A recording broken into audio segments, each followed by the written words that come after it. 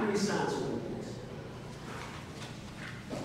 These are objective, measurable indicators of beginning illness, such as discoloration of skin tissue, dilated pupils, swollen hands, functional arms, prostrated behavior, irregular heartbeat, breathing, rate, etc.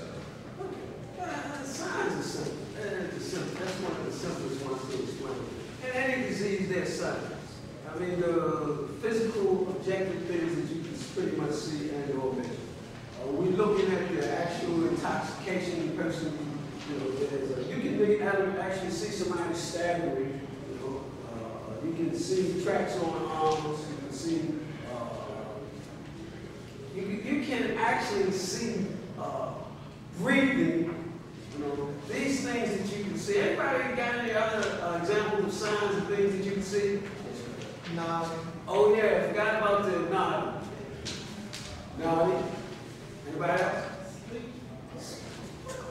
Sleep. Could be. Let me. Oh yes. Changing speech. Large hands, slurred speech. Oh yeah. Sometimes I'm telling you that as much as I am far removed from it, and as much as I'm in it, I forget a lot of this stuff. Because I was denied, I shot dope and oftentimes missed the vein and blew my arm up. And that's what happened, by the way. You know that alcohol, anybody know what a blackout is? A blackout is when you drink so much alcohol that it cuts off oxygen to the brain, and whatever is in the memory at that point, when those brain cells die because of lack of oxygen to the brain, they're dead. You don't ever remember that again. And we alcoholics say we're the same. I put hypodermic needles in my body regularly, missed the vein a few times, and did it again. And I call myself sane.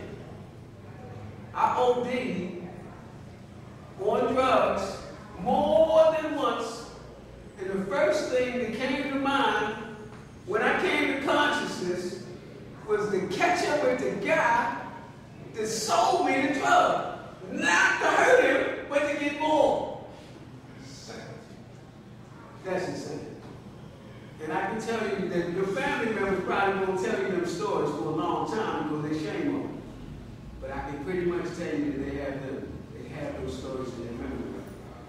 Signs, those things. Let me talk about symptoms before I give you that other piece. Symptoms. These are the subjective complaints of the patient are not observable in the same way as our signs. Symptoms may include high blood pressure, temperature increase, and headaches. Well, you can't really see symptoms, so I wouldn't necessarily ask you to identify them because you can't necessarily see them. You go to a doctor's office.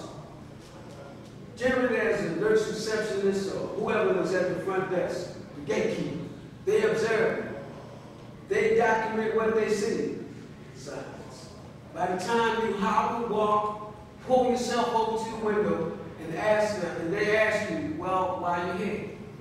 Well, my head has been hurting, my stomach is hurting. Those are symptoms. You cannot necessarily see them with the naked eye. Now, the thing is sometimes signs and symptoms overlap. But even more than that, I have made the mistake of seeing a sign and or a symptom and associating that sign or symptom with something totally other than where it was. Example. I was on a bus, it's been years ago, and a guy got on the bus falling on, me being judgmental, by the way. I looked at him and called a few names under my breath. This guy, it's too early in the day to be drinking like that. What's wrong with him?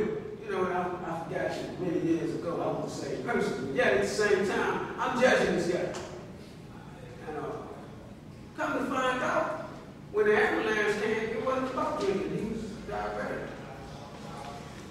What I I smelled to be alcohol was not alcohol.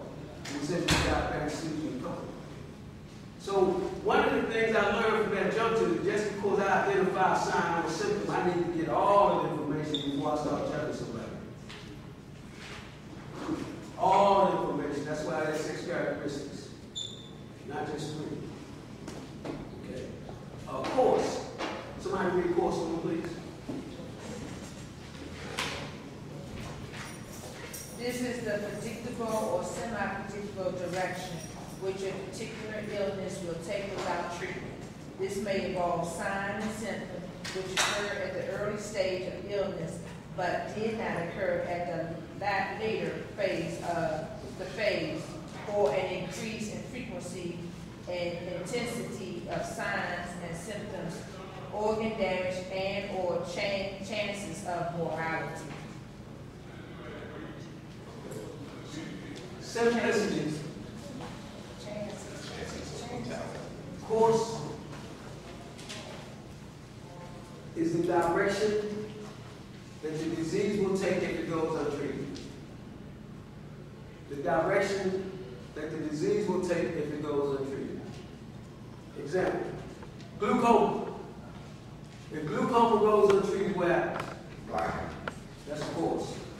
Diabetes, there's who knows how many different things, from impotency to loss of a limb to death.